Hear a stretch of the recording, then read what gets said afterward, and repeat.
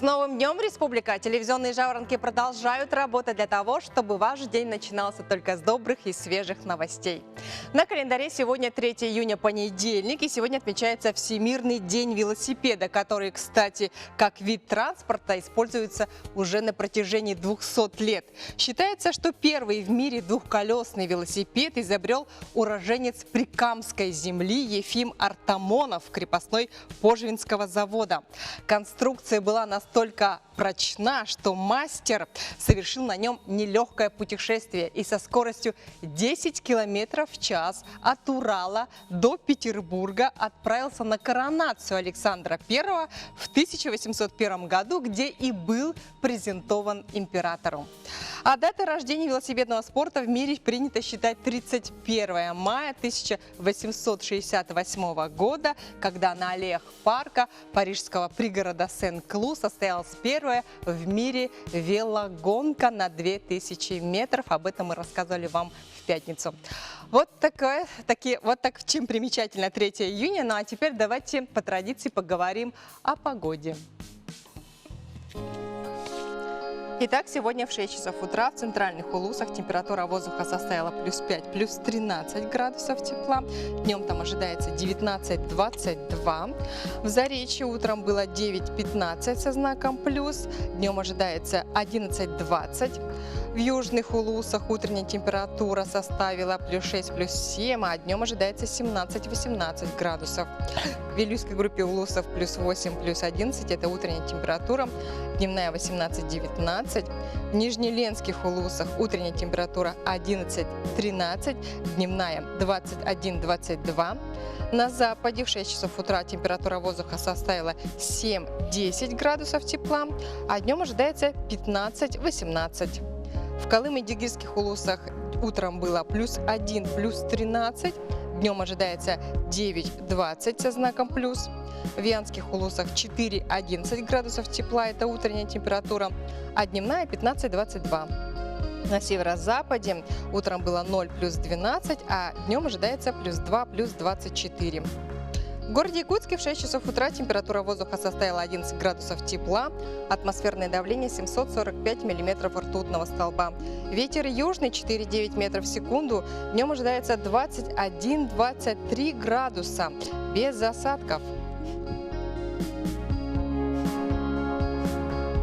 Друзья, не забывайте, что для вас мы работаем только в прямом эфире, поэтому смело отправляйте на наш WhatsApp номер 8 914 279 2262 свои сообщения.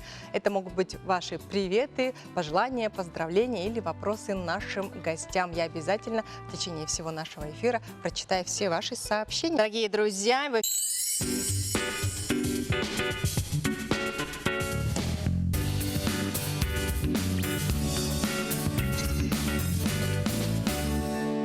Дорогие друзья, в эфире программа «Новый день», и мы продолжаем наш утренний эфир. Итак, на дворе уже июнь, который, кстати, принесет серьезные перемены в жизнь автомобилистов, семей с детьми, владельцев иностранных счетов и любителей провести вечер перед телевизором.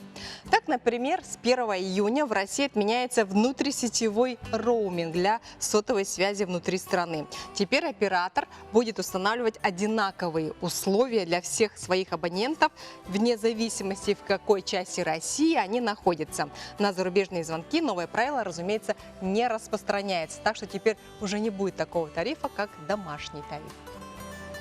С начала лета жителей России ожидает ряд нововведений в законодательстве. Так, к сезону отпусков в России отменяется национальный роуминг. С этого момента звонить в другие регионы страны можно как в домашней сети.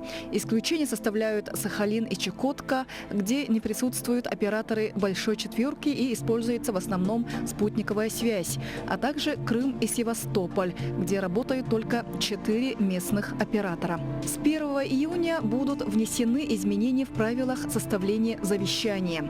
Теперь супруги, которые владеют недвижимостью, могут указать в совместном завещании, что если один из них переживет другого, то переживший супруг получает в наследство жилплощадь.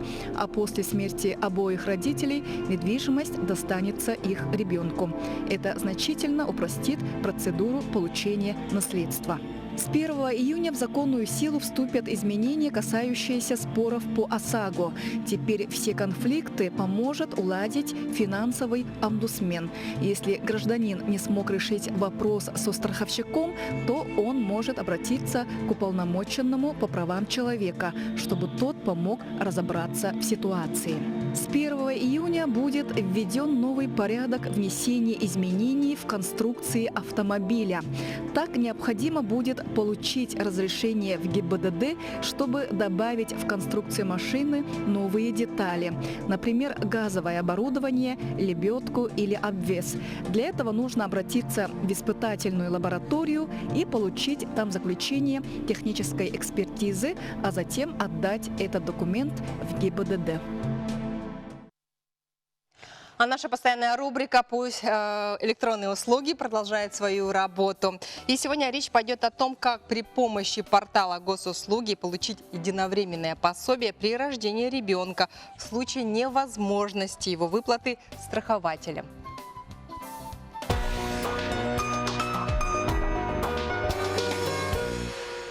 Доброе утро, уважаемые телезрители. Региональное отделение Фонд социального страхования Российской Федерации по Республике Саха-Якутия предоставляет государственные услуги по сайту госуслуги.ру в количестве 12 услуг. Одним из новых услуг с апреля месяца стало назначение и выплата застрахованным лицам единовременного пособия при рождении ребенка в случае невозможности его выплаты страхователя. Как мы знаем, страхователь – это работодатель. Если он по тем или иным причинам не может выплатить единовременное пособие на вашего ребенка, за него это может сделать региональное отделение Фонда социального страхования по Республике Саха-Якутия. Для этого нужны следующие документы. Заявление, поданное через портал, паспорт, ИНН, СНИЛС, справка о рождении ребенка, справка о месте работы супруга и о том, что единовременное пособие при рождении ребенка ему или ей не назначалось и не выплачивалось, копия трудовой книжки, заверенная работодателем, банковские реквизиты, карты МИР. Для предоставления услуг вам необходимо подтвердить учетную запись в многофункциональном центре, либо подойти к нам в отдел страхования на случай временной нетрудоспособности и в связи с материнством по адресу улица Орджоникидзе, дом 46, корпус 2, офис 310. При себе иметь паспорт. После утверждения учетной записи уже можете подать заявление, не выходя из дома. Также напоминаем, региональное отделение через портал госуслуги.ру предоставляет такие виды услуг, как назначение и выплата ежемесячного пособия по уходу за ребенком, пособие по беременности и родам, единовременное пособие женщинам, вставшим на учет в медицинских организациях в ранние сроки беременности, пособие по временной нетрудоспособности. Подчеркиваем, что данные услуги предоставляются в случае прекращения деятельности страхователя, в случае невозможности его выплаты страхователем в связи с недостаточностью денежных средств на его счете в кредитной организации и применением очередности списания денежных средств со счета, предусмотренным Гражданским кодексом Российской Федерации.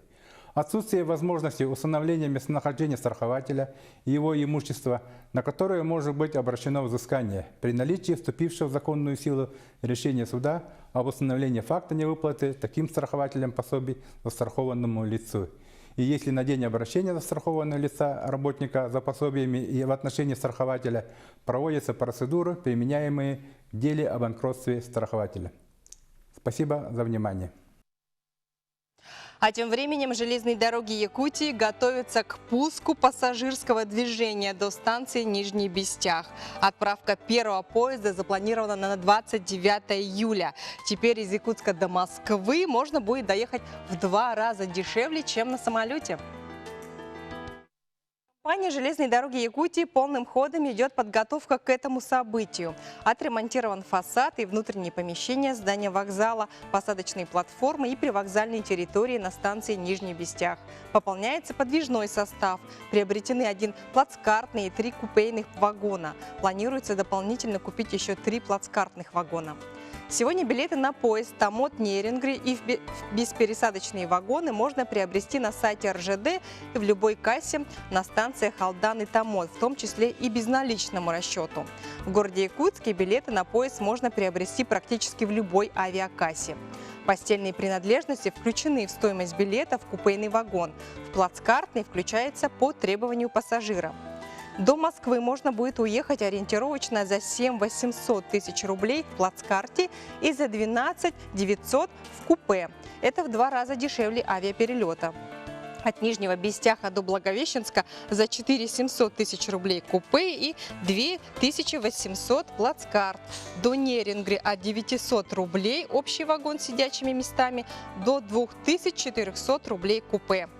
Поезда из Нижнего Бестяха будут отправляться 1 раз в 2 дня. Кроме вагона ресторана, в пути можно будет заказать комплект питания. Сейчас прорабатывается мультимодальная схема перевозок пассажиров по маршруту Нижний Бестях-Якутск с продажей единого билета на поезд, на автобус от станции Нижний Бестях до пристани и на катер. А к прибытию поезда на станцию пассажиров будет ожидать автобус, который провезет их до пристани.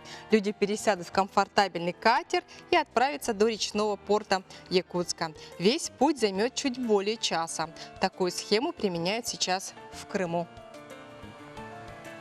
Что ж, наконец у якутян появился отличный способ сэкономить средства на поездку в отпуск. А вот на чем ни в коем случае нельзя экономить, так это на здоровье. А вообще лучшее лекарство – это забота о здоровье. Именно так гласит японская пословица. И с этим невозможно не согласиться. Ведь здоровье – это самое ценное, что мы имеем в своей жизни.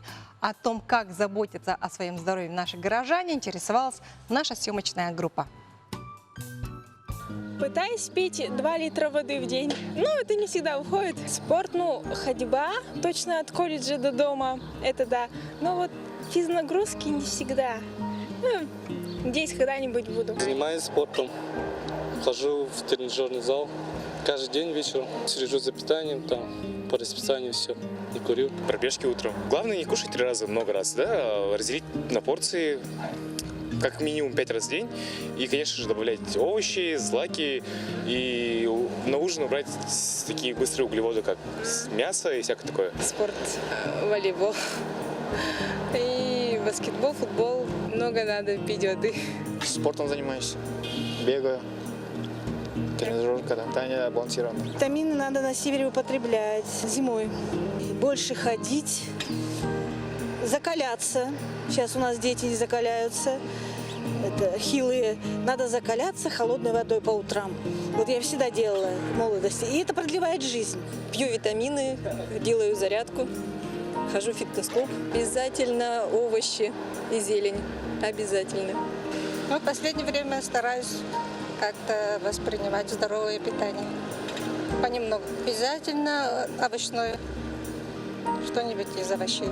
На отрез, сейчас в моем возрасте больше от жирного. С поликлиники только что иду, после приема уколов. Стараемся, заботимся хорошо. Правильное питание на диете. Сладкое, мучного нету, полностью ни хлеба, ничего. Вот так и придерживаемся. Только ходьба. Чем больше, тем лучше. Вот, видите, хожу. Мне хватает. Ну и поменьше кушать, наверное, надо. Витамины вредно принимать, все это должно быть в питании. О здоровье надо заботиться в вашем возрасте, а нам уже донашивать то, что есть.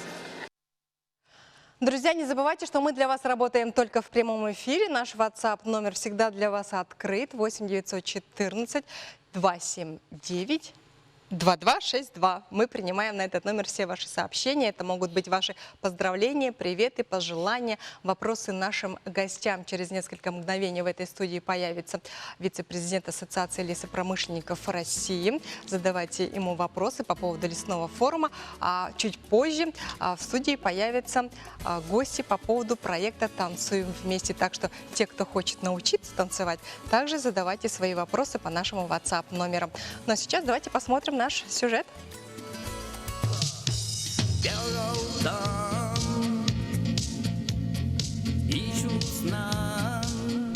О родной степи, бескрайней тундре слова сами сплетаются в песню, выплескивая то, о чем сердце болит, душа радеет. Александр Погадаев, потомственный оленевод, родом из Тополиного. Я живу и работаю в оленеводстве.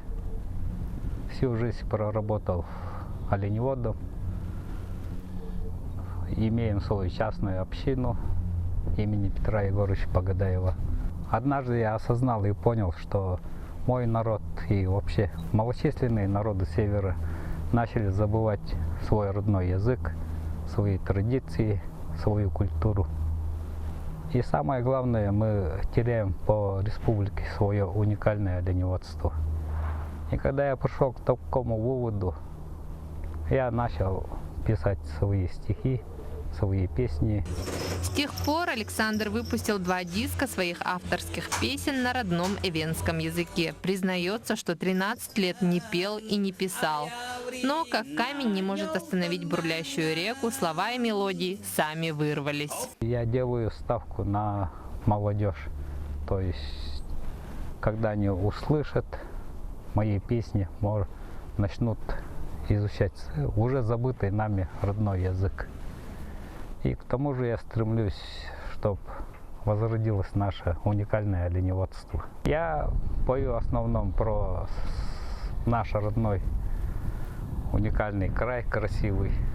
Песни мои в основном про оленей, про тайгу, о том, как мы живем.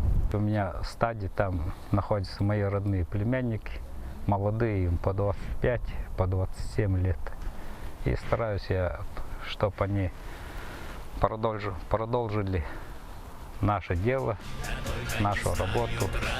Самобытный уклад жизни на севере, неспешность бытия, единство с природой – все это есть гармония, манящая всех, кто хоть раз там побывал. Но и тут есть своя ложка дегтя. Проблема оленеводства – это низкая заработная плата. В будущем выживет только частное оленеводство. Почему? Потому что он будет осознавать, что это его земля, его олени. И ради этого он может и в пургу, и в метель пойти за своими оленями. Встаю чучура и снова душа холоднее моя. Веков старинное слово. Вернется ли в эти края?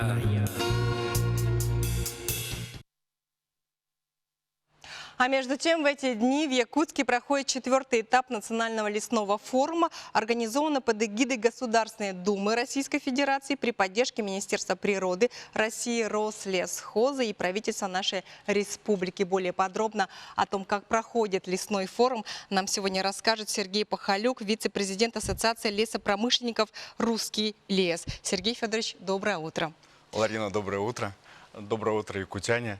Итак, в эти дни проходит в Якутске очень масштабное мероприятие, которое собрало около 700 участников. Скажите, вот для вас, как представителя лесопромышленников нашей страны, что наиболее там интересно?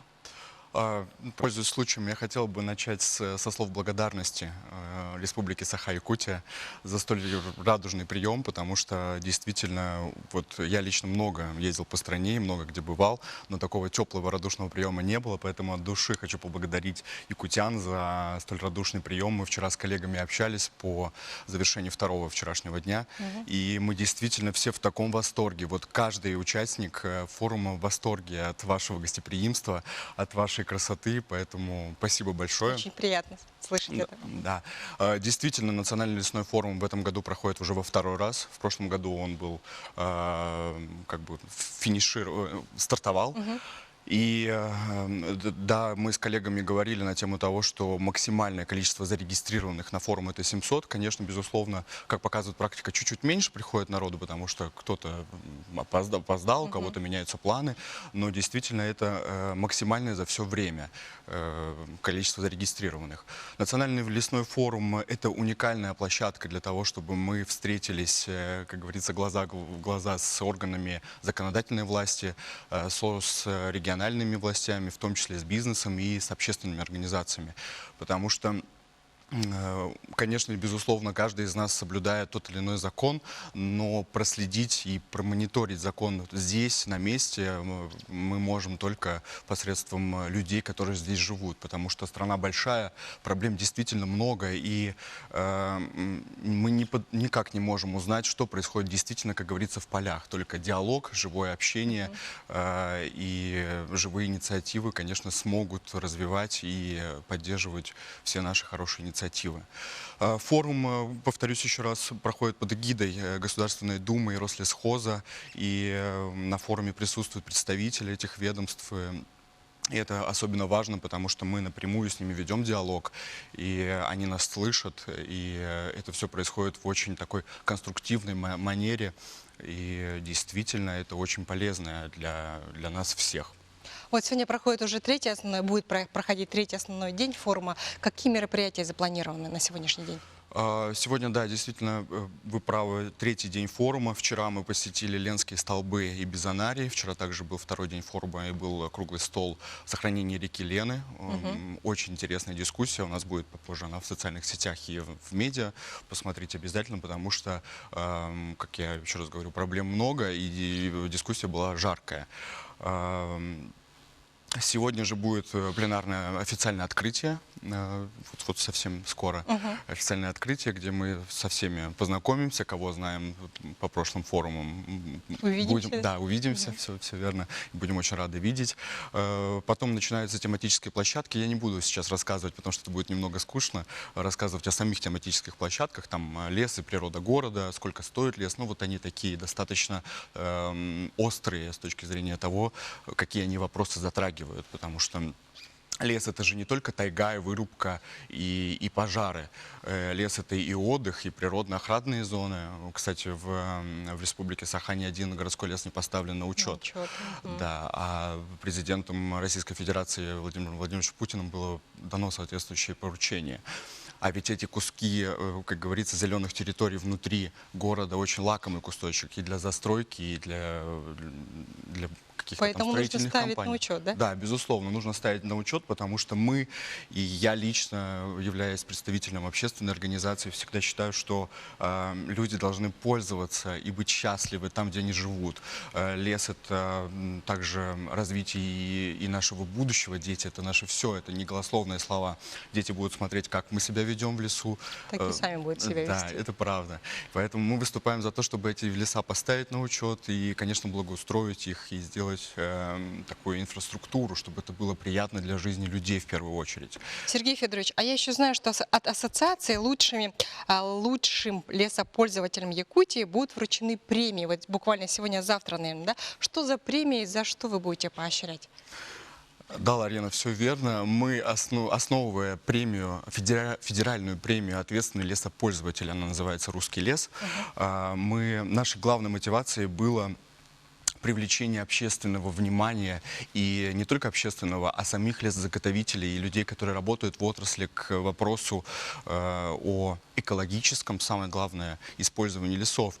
И, конечно, второй моментом идет экономическое развитие и нашей страны, в том числе лесной отрасли, потому что по существующим данным и Росстата, и в целом экономических, Минфин предоставлял такие данные, цифры не всегда дотягивают потенциал леса в целом.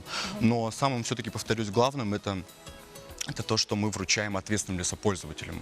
Это состоится завтра, наверное, да? Это сегодня будет. Будут вручать я, либо президент нашей компании. Номинанты известны. И на пленарном заседании узнаем, значит, и средств массовой информации. Огромное спасибо, Сергей Федорович, за беседу. Приходите к нам еще. Сейчас, дорогие друзья, реклама.